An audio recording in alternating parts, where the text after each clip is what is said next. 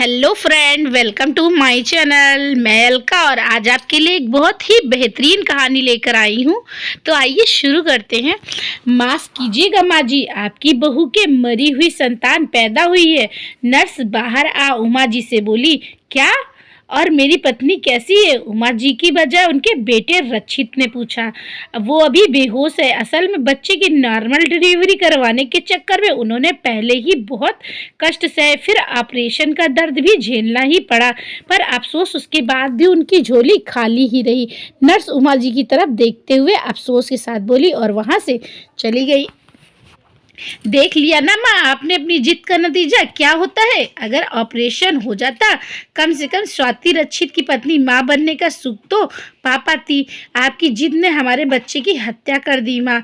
मैंने आपकी बात ना मानी होती। काश मैं एक बेटे की जगह पति और बाप बनकर सोचता तो ये ना होता।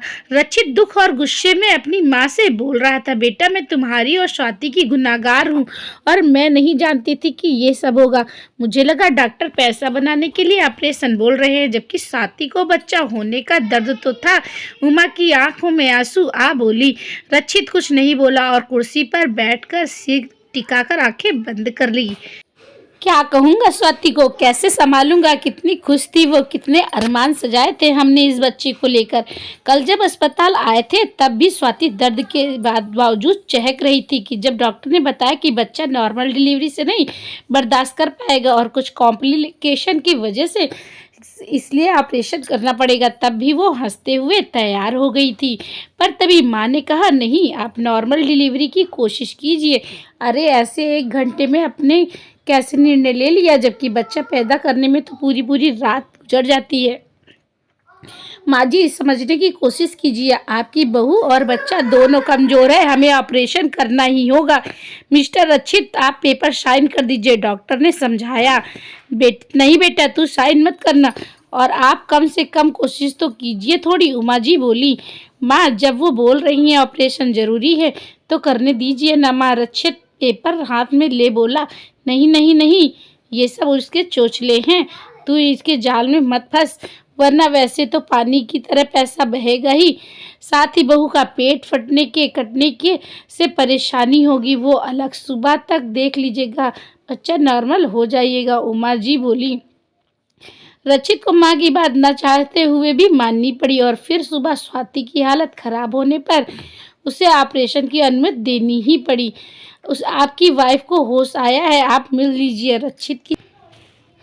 रक्षित की सोच को लगाम लगाती नर्स की आवाज़ सुनाई दी। रक्षित लपक कर स्वाति के पास पहुंचा। रक्षित ये लोग मेरा बच्चा नहीं दे रहे हैं मुझे, इनसे बोलो ना कि मुझे मेरा बच्चा दिखा दे। रक्षित के अंदर जाते ही स्वाति बोली। रक्षित समझ गया था कि अभी बच्चा खोने की बात स्वाति को नहीं पता है। अजीब स्थिति हो गई थी रक्षित की।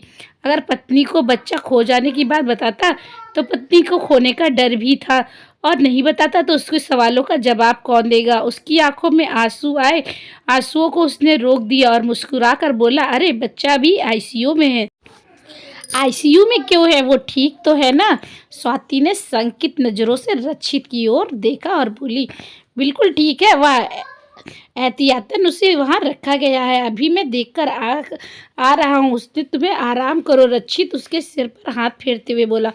थोड़ी देर बाद दवाई के असर से स्वाति सो गई तो रक्षित बाहर आकर बैठ गया। क्या अजीब बीड़ा बना है, अपने बच्चे की मौत का शोक भी नहीं मना सकता मैं, क्योंकि बीबी को संभालना है।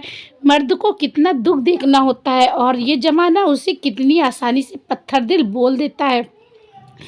ये सोचते हुए रक्षित की आंखों में आंसू आ गए।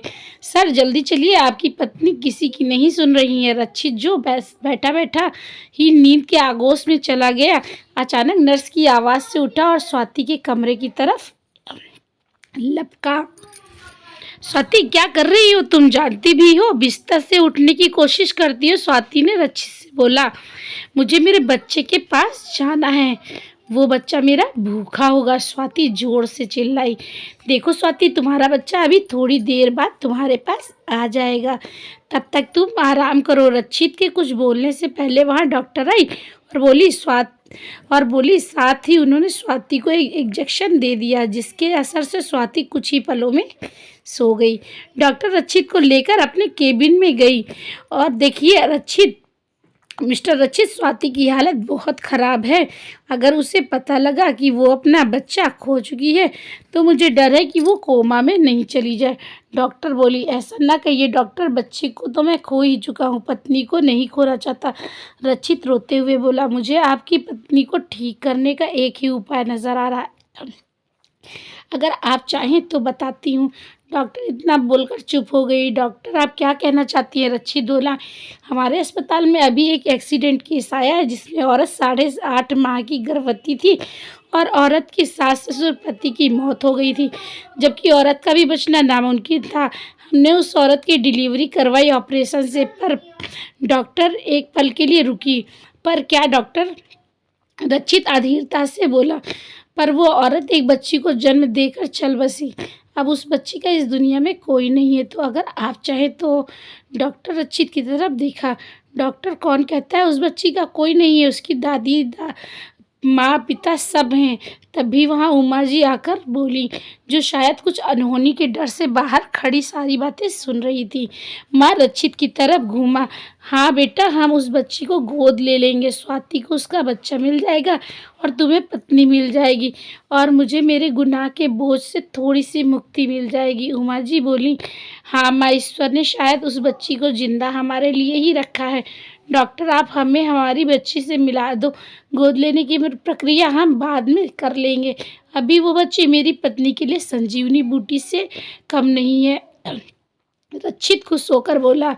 स्वाति जब नींद से जागी, सामने रचित की गोद में उसकी बच्ची थी। स्वाति के चेहरे पर मुस्कान आ गई। रचित ने बच्ची स्वाति के बगल में लिटा दी।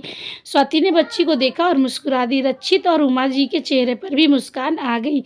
रचित ऊपर की तरफ देख मन ही मन बोला, वाह भगवान, क्या खेल रचाते हो। अंधेरा करके जीवन में उम्मीद की डोर भी खुद पकड़ाते हो। किसी की मौत किसी के लिए जीवन दायनी बनाते हो। सच में तुम्हारी लीला को कोई नहीं समझ सकता। उधर उमा जी सोच रही थी, ईश्वर, तुमने आज मुझे मेरे बेटे की नज़र से गिरने से बचा दिया, वरना स्वाति के बच्चे की मौत का गम मुझे ना तो जीने देता ना मरने। दोस्तों, हमें ज़िंदगी मौत के मामलों में खुद हस्तक्षेप नहीं करना चाहिए। माना कि कुछ डॉक्टर होते हैं, पर सभी नहीं। यहाँ उमा जी और उनके परिवार की किस्मत अच्छी थी जो उन्हें बच्ची मिल गई, वरना एक परिवार आज बिखर जाता। रचित तथा स्वाति की ज़िंदगी को काश हमेशा को रह जाता। तो दोस्तों, इस वीडियो को लेकर आपकी क्या राय है हमें कमेंट बॉक्स में ज़रूर बताइएगा, क्योंकि हमारे समाज में ऐसा होता है, बहुत सारी सासें होती हो कहती नहीं, बहुओं का नॉर्मल डिलीवरी ही करवाना है। तो बताइएगा कमेंट बॉक्स करके कि ये कहानी कहाँ तक सही है और कहाँ तक गलत है। तब तक के लिए बाय।